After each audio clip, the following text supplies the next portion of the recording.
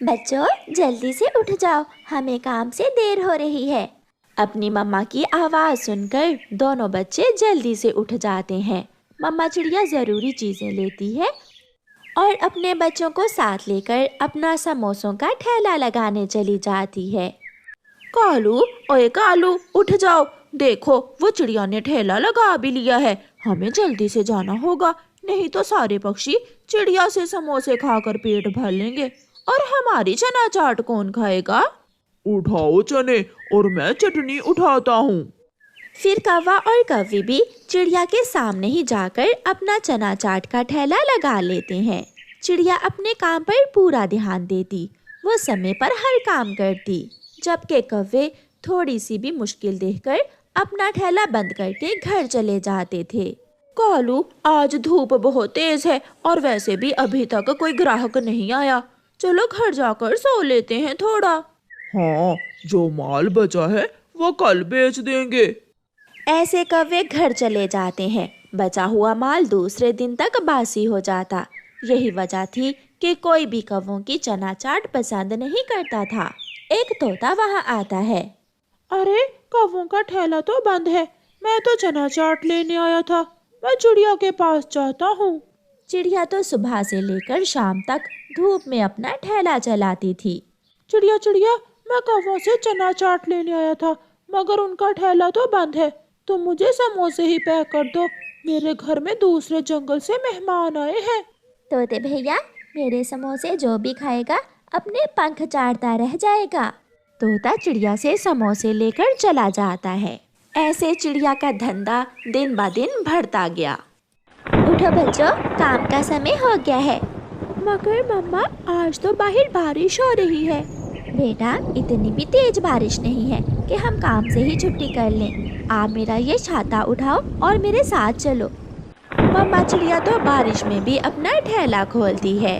कुकू छाता पकड़े कढ़ाई में बारिश का पानी गिरने से रोक रहा था और मम्मा चिड़िया समोसे बना रही थी। गोरी, उठो, चना चाट कल से पड़ी है, खराब हो जाएगी। होती है तो हो जाए, इस बारिश में मैं तो काम पर नहीं जाने वाली। नुकसान हो जाएगा अगर चना चाट खराब हो गई तो। कोई बात नहीं, हम चीलती की दुकान से उधार सामान लाकर कल फिर से चना चाट बना लेंगे। कौवी सो जाती है और कौवा भी अपनी पत्नी को देखकर सो जाता है। उधर बारिश के ठंडे ठंडे मौसम में चिड़िया के खूब समोसे बिकते हैं। मैना बहन, ये ले, मैंने 2 समोसे ज़्यादा डाल दिए हैं, अपने बच्चों को मेरी तरफ से दे देना। धन्यवाद चिड़िया, आपके समोसे बहुत स्वादिष्ट होते हैं। मेरे बच्चे तो आपके समोसे बहुत पसंद करते हैं। सामने कौवों की दुकान पर कबूतर आता है। मेरी पत्नी ने तो मुझे चना चाट लेने भेजा था, मगर कौवों की दुकान तो बंद है। अब मैं क्या करूं? कबूतर को कौवों की दुकान के सामने खड़ा देखकर चिड़िया कबूतर को आवाज देती है। कबूतर भैया, कौवे तो अच्छे भले मौसम में काम पर नहीं आते। अब तो बारिश हो रही है, वो नहीं आएंगे। आप ऐसा करें, चना चाट छोड़े मेरे समोसे खाकर देखें। फिर कबूतर चिड़िया के ठेले पर जाता है और चिड़िया से समोसे ले लेता है। अरे भतीजी, मैंने तो आपको चना चाट लेने भेजा था और आप समोसे ले आए हैं। कौवों का ठेला बंद था, वो ऐसी बारिश में ठेला नहीं खोलते। लूसी समोसे खाती है। वाह, ये समोसे तो बहुत स्वादिष्ट हैं। अच्छा ही हुआ भतीजी जो आप समोसे ले आए। आज के बाद मैं कौवों की चना चाट नहीं खाऊंगी, बल्कि चिड़िया के समोसे खाऊंगी। चिड़िया के समोसे आसपास के जंगल में भी मशहूर हो गए थे। देर रात काम करने से चिड़िया खूब तरक्की कर रही थी। अब तो चिड़िया ने अपने घर को रंग भी करवा लिया था। कालू, देखो देखो, चिड़िया ने अपने घर को रंग भी करवा लिया है और एक हमारा घर है कि वही पुराने का पुराना। वो हमारी तरह कामचोर नहीं है, वो समय पर काम पर जाती है। तारीफ वो जो दुश्मन भी करे। वो चिड़िया सच में मेहनती है। मगर कालू, मैं ऐसा नहीं होने दूंगी। किसी भी तरह उस चिड़िया को वहां से भगाओ, फिर ही पक्षी हमारे पास चाट खाने आएंगे। तो फिर आज रात ही मैं चिड़िया का ठेला उठाकर नदी में फेंक देता हूँ। फिर रात हो जाती है और कालू कौवा अपना ट्रैक्टर ट्रॉली लेकर जाता है और चिड़िया का ठेला ट्रॉली में डालकर नदी में जाकर फेंक देता है। हाँ भी कालू जी, हो गया काम। हो गया। अब चिड़िया कल रोएगी और हमारी चना चाट बिकेगी। फिर दूसरे दिन जब चिड़िया अपना सामान लेकर बच्चों के साथ अपने ठेले पर जाती है तो वहाँ उसका ठेला नहीं था। बच्चों, ये किसने किया? हमारा ठेला किसी ने चुरा लिया। तभी वहाँ बुलबुल आती है। चिड़िया चिड़िया, मैं अभी अभी देख कर आई हूँ, तुम्हारा समोसों का ठेला तो नदी में गिरा पड़ा है। ये सुनकर चिड़िया रोने लग जाती है। अब मैं अपना काम कैसे करूँगी? मम्मा, आप परेशान ना हो, मैं और गुड़िया अपने लिए नया ठेला बनाते हैं और आप कढ़ाई जमीन पर रखकर नीचे ही बैठकर काम करें। फिर मम्मा चिड़िया अपना काम शुरू करती है और बच्चे नया ठेला बनाने के लिए जंगल लकड़ी लेने चले जाते हैं। लकड़ी तो नहीं है भाई, अब हम कैसे अपना ठेला बनाएंगे? अगर यहाँ लकड़ी नहीं है तो नदी के पास बांस तो है, हम बांस से भी तो अपना ठेला बना सकते हैं। फिर दोनों बहन भाई बांस इकट्ठे करने लगते हैं। आज गोरी और कालू खुशी खुशी अपना ठेला लगाते हैं। कालू, ये चिड़िया की बच्ची अब जमीन पर ही बैठ गई है। जमीन पर इस गरीब चिड़िया के पास कोई भी ग्राहक नहीं जाएगा। ऐसा ही होता है। कबूतर के साथ उसकी पत्नी शौक शौक से समोसे खाने आती है। कबूतर पति जी, ये चिड़िया तो जमीन पर बैठकर समोसे बना रही है, मैं नहीं खाऊंगी इस चिड़िया के गंदे समोसे। लूसी, मेरे समोसे साफ हैं, मैंने नीचे कपड़ा बिछाया हुआ है। ना भी, मैं नहीं खाऊंगी ऐसे समोसे। कौवा और कौवी ये सुनकर हंसने लगते हैं। लूसी अपने पति को लेकर कौवों के पास जाती है। कौवे और कौवी, एक प्लेट चना चाट तो दे दो। लो लो कबूतरी, थोड़ी खट्टी है चाट, मैंने खट्टा थोड़ा ज्यादा ही डाल दिया है। लूसी और कबूतर चना चाट खाते हैं। छी छी, ये खट्टी नहीं बासी है, तुम बासी चाट बेचती हो, बहुत बुरी हो तुम। लूसी ऐसे ही चना चाट छोड़कर खाए बिना ही चली जाती है। बच्चे भी बांस जमा कर लेते हैं और वो एक एक करके बांस अपनी मम्मा के पास लाते हैं। मम्मा अपने बच्चों को काम करता हुआ देखकर बहुत खुश हो रही थी। थोड़ी ही देर में बच्चे बांस जोड़कर एक बहुत ही सुंदर सा बांस ठेला बना लेते हैं। मेरे बच्चों ने तो कमाल कर दिया। उधार भर जाने से चील कौवों के पास आती है। कौवो, तुमने अगर आज शाम तक मेरा उधार ना चुकाया तो मैं तुम्हारे बर्तन उठा कर ले जाऊंगी। चील चाची, हम बहुत कोशिश करते हैं मगर वो सामने वाली चिड़िया की वजह से हमारा धंधा चलता ही नहीं है। तुम्हारी नीयत ही खराब है। अगर तुम भी अपना काम ईमानदारी से करो तो तुम्हारा काम भी चिड़िया की तरह ही चले।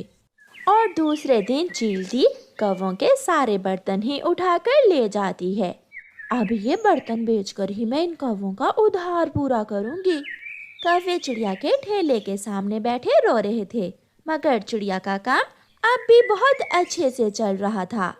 कौवो, अगर तुम जितना दिमाग मुझे कमजोर करने में लगाते हो उतना ही दिमाग अपने फायदे के लिए लगाओ तो तुम भी आगे बढ़ सकते हो। ये सुनकर कौवा और कौवी बहुत शर्मिंदा होते हैं। प्यारे दोस्तों, इस कहानी को लाइक, अपने दोस्तों के साथ शेयर और चैनल को सब्सक्राइब करना बिल्कुल मत भूलना। आपका धन्यवाद। कबूतर का बेटा किकी नदी के पास पेड़ के नीचे बैठा हुआ था। शाम का समय था। एक कौवा और कौवी उस पेड़ के ऊपर आकर बैठ जाते हैं। कालू जी, आज तो सुबह से कोई ढंग की वीडियो नहीं मिली जो वायरल हो सके। जब मैंने बिल्ली की मरते हुए वीडियो बनाई थी वो बहुत वायरल हुई थी। अब न जाने कब कोई मरेगा और हम वीडियो बनाएंगे। कालू, जिस वीडियो में कबूतर के घर को आग लगी थी वो वीडियो भी अच्छी चल रही है। वो बैठे ऐसे बातें कर रहे थे। उन्हें नहीं पता था कि जिस पेड़ पर वो बैठे हुए हैं उसकी जड़ें बहुत कमजोर हैं। और फिर अचानक वो पेड़ गिर जाता है। कौवा और कौवी तो थोड़ा दूर गिरते हैं, मगर बेचारा वो छोटा कीकी बड़े पेड़ के नीचे दब जाता है। बचाओ बचाओ, कोई मुझे बचाओ। छोटा कीकी ऐसे मदद की गुहार लगाता है। कालू कालू, जल्दी से वीडियो बनाओ, अच्छी वीडियो मिल गई है। फिर कालू कौवा और गोरी कौवी कबूतर के बच्चे की वीडियो बनाने लग जाते हैं। उन्हें देखकर कुछ और पक्षी भी वहाँ आते हैं, मगर उस छोटे कीकी को पेड़ से निकालने की बजाय वो सब अपनी अपनी वीडियो बनाने में मगन हो जाते हैं। कुछ पक्षी तो रोते हुए उस कबूतर के बच्चे के साथ अपनी सेल्फियां भी ले रहे थे।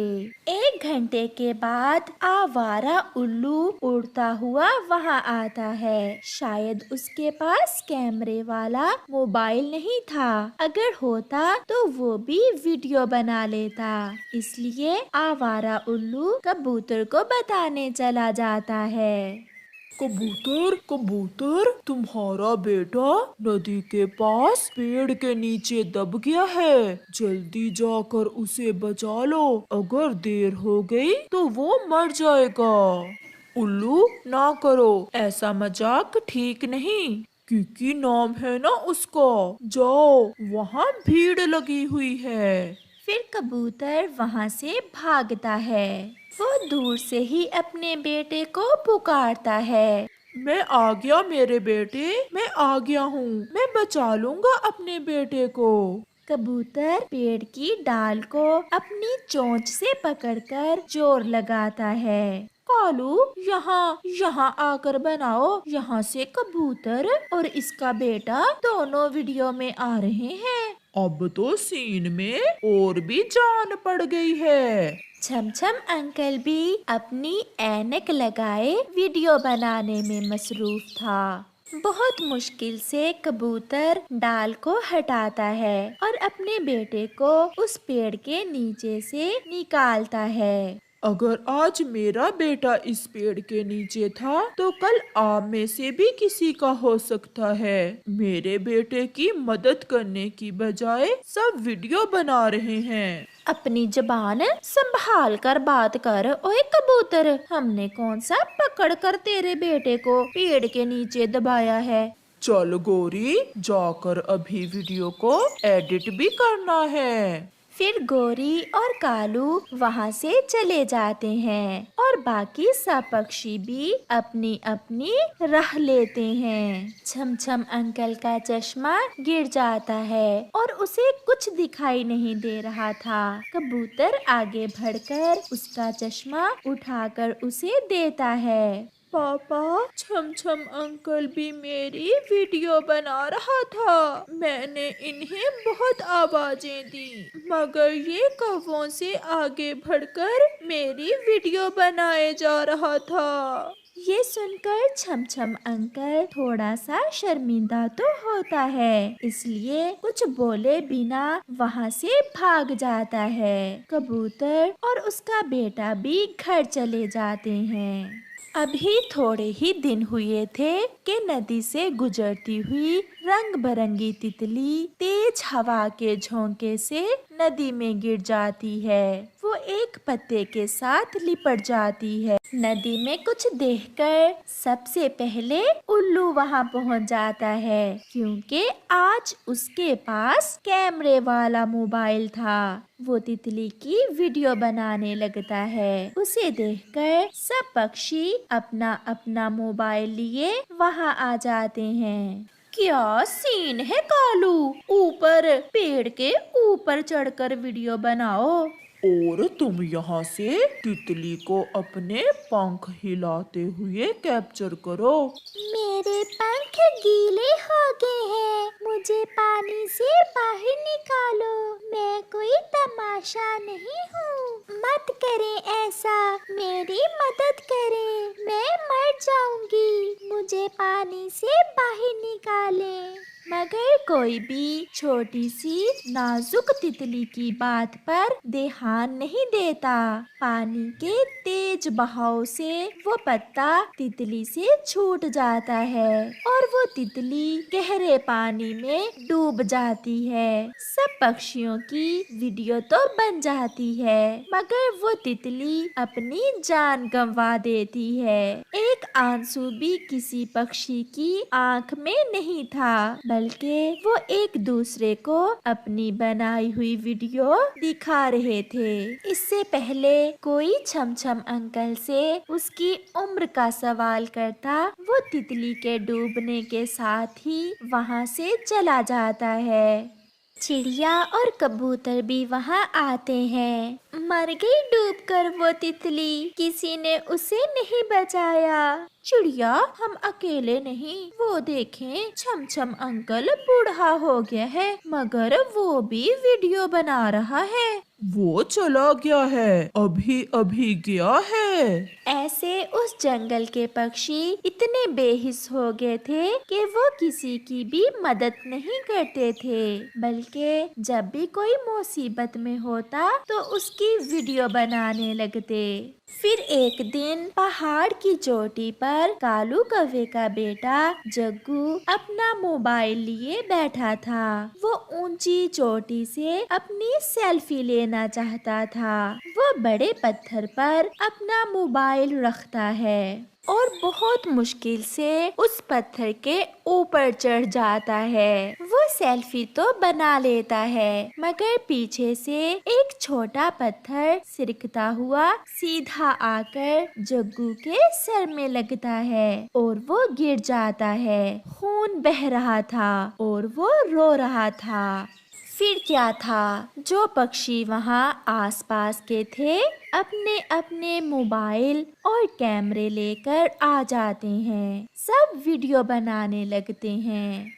दूर से पक्षियों का हजूम और आवाजें सुनकर गोरी कालू से कहती है, कालू, वहाँ चलें, लगता है कोई पक्षी मर रहा है, अच्छी वीडियो बन जाएगी। जल्दी चलो गोरी, जल्दी चलो। पीछे हटो, एक तो ये नए नए यूट्यूबर और इंस्टा वाले हमें अपना काम ही नहीं करने देते। सबको पीछे छोड़कर जब गोरी आगे बढ़ जाती है तो पत्थर के नीचे अपने बेटे जग्गू कौवे को मरा हुआ देखकर उसकी आंखें फटी की फटी रह जाती हैं। पीछे से छमछम अंकल बोलता है, अभी सांस चल रही है, जल्दी से वीडियो बना लो। मैंने तो पूरा वीडियो बना लिया है। गोरी, हमारा बेटा जग्गू मर गया। फिर गोरी और कालू रोने लग जाते हैं। वो बहुत रोते हैं, मगर अब गया समय कहाँ लौट कर आने वाला था।